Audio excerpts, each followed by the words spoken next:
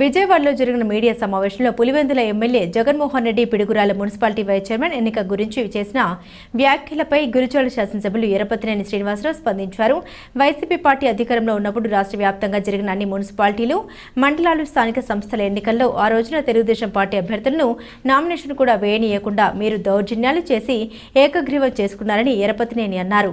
పిడుగురాళ్లలో municipality ఎన్నికల్లో TDP అభ్యర్థులు nomination వేయడానికి వెళ్లినప్పుడు వైసీపీ పార్టీ వాళ్ళు ఏ విధంగా అయితే అడ్డుకున్నారో దానికి ఆధారాలు ఉన్నాయన్నారు.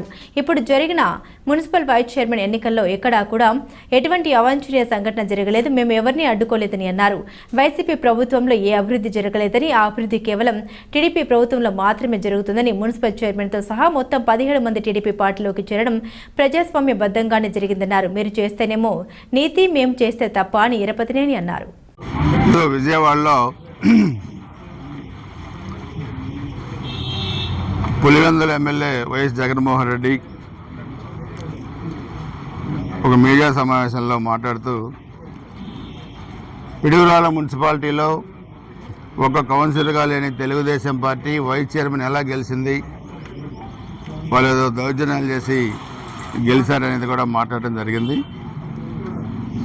జగన్మోహన్ రెడ్డికి ఒకటి చెప్పాలి, మీరు అధికారంలో ఉన్నప్పుడు రాష్ట్ర వ్యాప్తంగా జరిగిన అన్ని మున్సిపాలిటీలు, మండలాలు, స్థానిక సంస్థల ఎన్నికల్లో ఆ రోజు తెలుగుదేశం పార్టీ అభ్యర్థుల్ని నామినేషన్ కూడా వేయనీయకుండా మీరు దౌర్జన్యాలు చేసి ఏకగ్రీవం చేసుకున్నారు. ఆ రోజు పిడుగురాల మున్సిపాలిటీలో మా అభ్యర్థులు నామినేషన్ వేయడానికి వెళ్ళినప్పుడు మీరు ఎలా అడ్డుకున్నారో మీరు ఆ వీడియో కూడా మీకు పంపిస్తాను, మీరు కూడా చూడండి, నేను మీడియా కూడా రిలీజ్ చేస్తాను. కానీ నిన్న జరిగిన దాంట్లో ఎక్కడా కూడా ఎలాంటి అవాంఛనీయ సంఘటనలు జరగలేదు, మేము ఎవరిని అడ్డుకోలేదు. మొత్తం అదర్వైజ్ చెప్పలేనప్పుడు నోరు మూసుకొని కూర్చోవాలి. మాట్లాడే హక్కు మీకు ఎక్కడ ఉంటుంది? నిన్న కదే చెప్పా పిడుగురాల్లో కూడా. ఫస్ట్ నీతులు చెప్పే ముందు మీరు మాట్లాడిన మాటకి కట్టుబడి మీరు ఉన్నారో లేదో చెప్పండి జగన్మోహన్ రెడ్డి.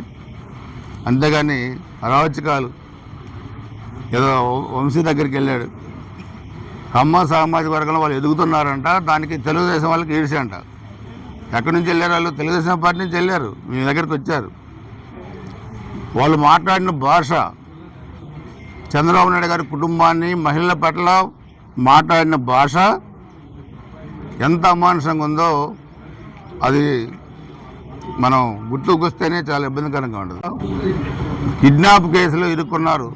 చట్ట ప్రకారం గవర్నమెంట్ చర్యలు తీసుకొని తప్పితే అసలు మేమేనా తీసుకోవాల్సిన చర్య ఇది కాదు. ఇంకా తీవ్రమైన చర్యలు మేమేనా ఉండాలి. కానీ అక్కడ మా ముఖ్యమంత్రి గారు ఒప్పుకోవట్లేదు, అది సమస్య. కక్ష సాధింపులు మా ప్రభుత్వానికి లేవు కాబట్టి మీరు ఆ మాటలైనా మాడగలుగుతున్నారు, లేదంటే మీరు మాట్లాడే పరిస్థితి కూడా ఉండదు. కాబట్టి మీరు ఎప్పటికైనా 151 సీట్ల నుంచి 11 సీట్లు ఎందుకు వచ్చాయో గుర్తుపెట్టుకొని, ఇది ప్రజాస్వామ్యం.